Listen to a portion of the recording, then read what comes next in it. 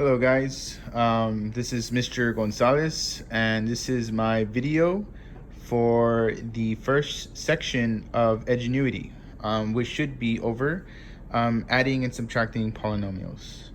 So I'm going to try and make this video as short as possible because sometimes my videos can be kind of long, and I just want to make sure that we are understanding everything. So I'm going to try and make it quick and short, but I'm also going to try really hard to explain what's going on with this section. Okay, so let's begin. So this section has to do with adding and subtracting polynomials. So when you first, approach this section, we need to know some background information. So the first thing you need to remember is combining like terms. And so when we combine like terms, basically what we're doing is we're putting x's with x's, y's with y's, and numbers with numbers. So I went ahead and gave an example here of how we could combine the like terms, and they ask which one of these terms can be combined with the term right here, the first term. So this is our first term, and they're asking which one of these four can be combined with this term. So what I did was I color coded the variables. I did the x's blue and the y's green so that it can make it easier for y'all to see if they are alike or if they're not. For example, so our problem given is 6x squared y. So if we look at our first answer choice, we have negative 12x3 y2. So what you want to do is you want to compare the x's and the y's, and if they are alike, then you can combine them. If they're not, then you cannot combine them. So we have x3 y2. Well, since we know that x3 is not the same as x2, automatically we can say that this is a no-go. We can't use this one. All right, next one. What about x1x and, well, it's not 1x or 7x, but there's only one x in this problem, and y3. Again, the x's don't match, nor do the y's match, so again, we can't use this guy right here. The third one, we have x2 and y. Well, x2 and y. These two are alike, so these two can be combined. So this I'm going to circle, this one. And the last one is x and y squared. Well, we know the x's don't match, nor do the y's, because this is the y squared, and this is just a y. So this one cannot be combined. So really, the only answer choice that we could combine is going to be the third one, which is 3x squared y. So these are the two that can be combined. Hopefully that makes sense. I color coded them again just so that you could see that we're looking at the variables, the x's and the y's, and making sure that they are the same in terms of the exponent. They both had x2 and the y's both had one exponent. Good. So the second thing that this section wants you to learn is about the commutative property. So the commutative property is something that we go over. You mainly see it more in college, but they like for y'all to get a glance at it in high school. So this is the commutative property right here. Basically, what this property is saying is that if we have x plus y on the left-hand side of the equal sign, then y plus x should be the same value. And so what they mean by that is, let's say x was like 2 and y was let's say 3. Well, if y is 3 and x is 2, then they should be the same value on both sides. Well, this should be correct because 2 plus 3 is 5, and then we know that 3 plus 2 is 5. So this is correct since they both equal the same thing, the same value. The only thing is that they switched. So the position switched. So that's what makes it the commutative property, is that when they are the same numbers, the same letters in this case, but they're switched. So x plus y indeed is equal to the same thing as y plus x, as you can see here. So I went ahead and gave you a few examples. I did, all they wanted to know is this a commutative property or not? Yes or no. So here we have 2x plus y2 equals to y3 plus 2x. So what you want to do here is you want to make sure that they're the same on both sides, like we did in this example. We had an x and a y on the left side, and we had an x and a y on the right side. It's just that they were in a different order. So over here we have 2x plus y2 on the left-hand side, and then we have y3 plus 2x on the right-hand side. Well, we know that the two x's on both sides, that's good. So the x's are good, but the y's are different on each side. On the left-hand side, we have a y2, and on the right-hand side, we have a y3. Since they are different, this is not the commutative property. All right, they have to be the same on both sides. The order doesn't matter because it's addition, but they have to have the same term. Let's look at example 2.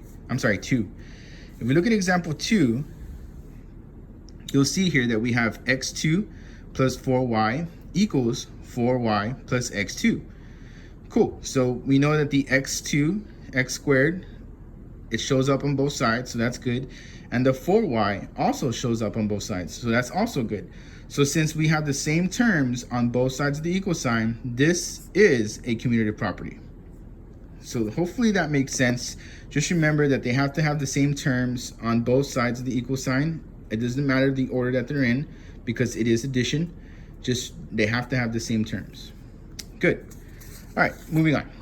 So the third thing that this section wants you to learn is the associative property. The associative property looks a little bit like this. I set up the example up here. This property says that if we were to take a number x and we add it to the sum of another number plus a third number, we have three numbers going on. We have x plus parentheses y plus 3. Then because it's addition, we can switch the parentheses over to the x and y instead of the y and 3, and you'll still get the same answer. So this is saying, like, let's say x is 5, and we know that y is 1 and then plus 3. Cool. So again, this is going to be x is 5, and we know that y is 1 and then plus 3. So we know that 5 plus 1 plus 3 is going to be 9. So we have 9 up here. Make sure I get this. 9 equals, and then 5 plus 1 plus 3 is also 9. So since they're equal, all we did was move the parentheses over to another section of the expression. This can be called the associative property. All we did, like I said, was we moved the parentheses. And because it's addition, it doesn't matter. This is the rule. It doesn't matter where the parentheses are. We're still going to add them up together, and you're still going to get the same answer for both. So the associative property has to do with where you position the parentheses. Okay, so let's look at this example. Example number 1. We have x2 on the outside plus 2y minus 6 equals x2 plus 2y in the inside of the parentheses minus 6 on the outside. So here we can see that we do have an associative property because we have the exact same thing going on both sides of the equation. It's just that the parentheses are positioned differently. On the left-hand side, the parentheses are in 2y minus 6, but we're still adding plus 2y and then minus 6. And on the right-hand side, we have x2 plus 2y and then minus 6. Again, we're still adding, and then we're minus 6 at the end. So in the end, this is an associative property because we have the same operations going on, and then we have the same numbers going on too. All we did was we switched the parentheses on different numbers. Hopefully that makes sense. Let's look at one that's not an associative property. So look at example 2. We have x2 plus y2 plus 1 inside the parentheses. And then we have x2 minus y2 minus 1 on the other side. So here, even though we switched the parentheses on the x and y this time instead of the y and the 1, the signs were different. So this cannot be an associative property because the signs were different. All right, they have to have the same sign, and then they have to have the same terms going on. Let's say they did have the same sign. Let's say they had the same sign like up here, but this one was like an 8. If this were an 8, then this would not be an associative property. But because they are all the same on both sides, it was. Over here, the signs were different, so it's not. Remember, that's associative property. The parentheses change as far as position goes. All right, last but not least, the closure property. The closure property, in a nutshell, essentially says that there are the same values on both sides of the parentheses. So if we have 2 plus 5 on the left-hand side, according to the closure property, it has to have the same value on the right-hand side. So 2 plus 5, we know, is 7. And since we know that over here is 7 also, we have the equation now 7 equals 7. This is true. So this is the closure property because the values are the same on both sides of the equal sign. Let's say we had the example, let's say 5 plus 3, and then we had, let's say 9. 5 plus 3 is 8, and we know that 8 does not equal 9. Oops, I'm getting a little trouble here. We know that 8 does not equal 9. Let's see. There you go. Cool. So we have 8 does not equal 9. So this is not a closure property. This one is because the values are the same on both sides. This one isn't because they're not the same on both sides. Does that make sense? Yes, sir, it does. All right, good. Thank you, guys. All right, so next one. Here's an example. It says 3x squared plus 7x squared plus 6 equals to 10x squared plus 6. So essentially, we have to simplify the left side and see if that expression equals or is the same as the expression on the right-hand side. Well, since we know that x squared and x squared, they are alike, which means we can combine them. So we know that they both have x squareds, which means we can put them together. So we would just add up the numbers in front of them. 7 plus 3 is 10. 10x squared. Then plus 6. This 6 does not have an x squared with it, so we cannot combine it with this guy. Instead, we're just going to add it to the end. And then equals 10x squared plus 6. Good. So we can see here that they are the same on both sides. So is this a closure property, class? Yes. Good. Good job. It is a closure property. If this number had been different, or if anything would have been different, and they were different on both sides, it would not be a closure property. Cool. Hopefully y'all are getting this. All right. So adding polynomials. Now we're back. Now we're to the meaty part of the lesson. We're adding polynomials, and here we're gonna use everything that we've learned to basically put it to basically solve this equation. So what I did here was I gave the expression x squared minus 3x plus negative 2x squared plus 5x minus 3. So we're gonna add these two. Now, because we are adding, all we have to do as far as the parentheses go is just remove them because we no longer need them since we know we're adding. So all I did was I rewrote everything, and I even color coded the variables for y'all. I rewrote everything without the expression. I'm sorry, without the parentheses. So we have x squared minus 3x plus negative 2x squared plus 5x minus 3. All I did was I rewrote it, and I color coded the variables so that y'all could see which variables are the same and which ones are not. So we have here x squared minus 3x plus negative 2x squared. So what I'm going to do now is I'm going to put the two blues together. So I'm going to put x squared minus 2x squared. Cool. All I did was I put them next to each other. And then I'm going to put the minus 3x. And since the 3x is green, I'm going to put the other green next to it, plus 5x. And this lonely negative 3 doesn't have any variables next to it, so I'm just going to add it by itself at the end. Good.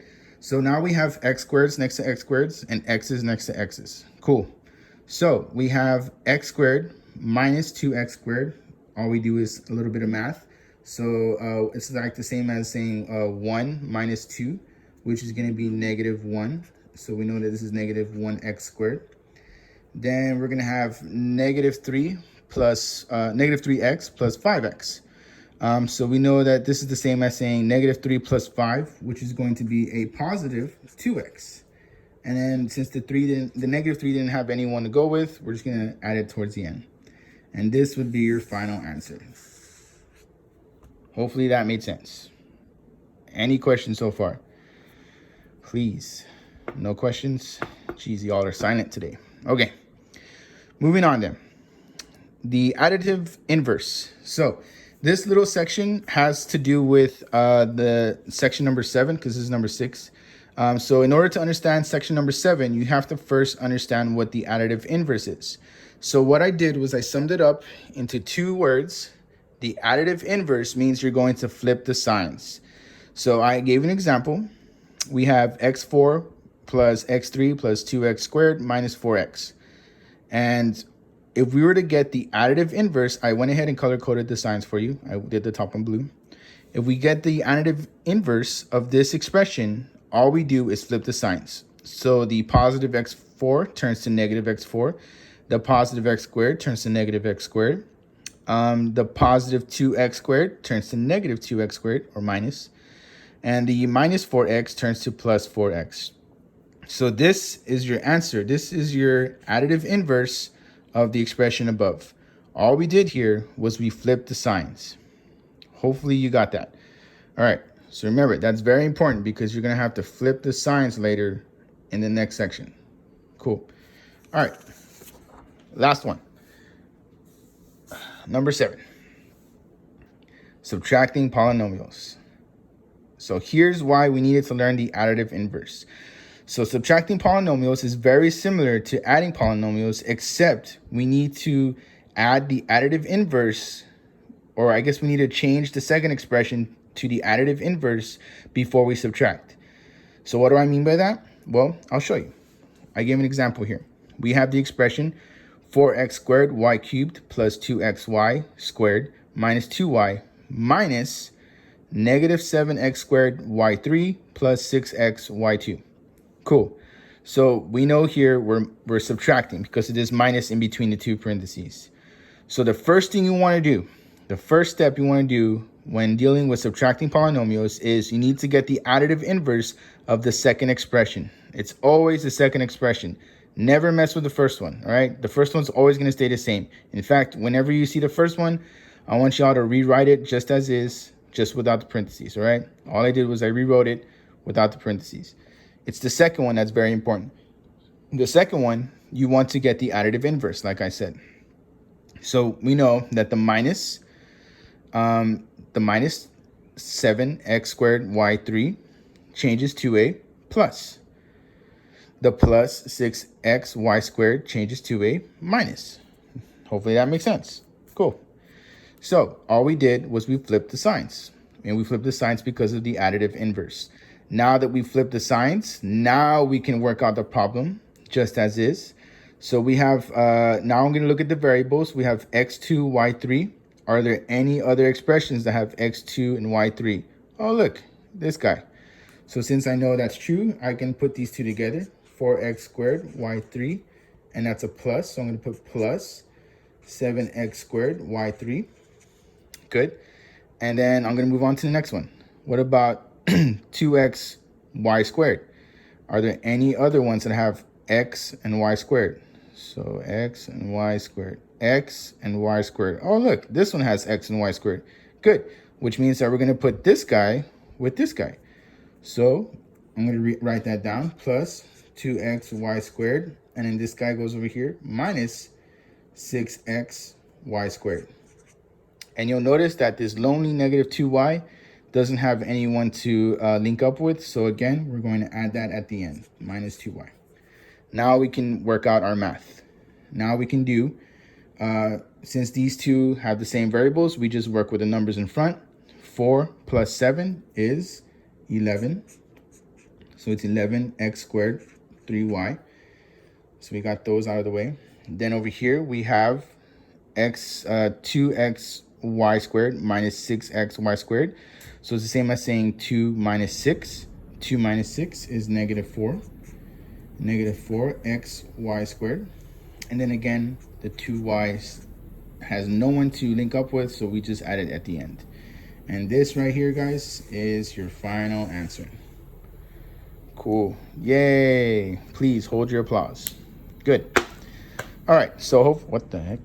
All right. So hopefully that helped. I'm going to try and upload the next video, if not today, tomorrow. But I wanted to make sure y'all got this video because I know this video is going to help y'all with the quiz for the first section. All right. So please make sure you take your notes. If you need to rewind or rewatch this, go ahead. This will be posted on YouTube.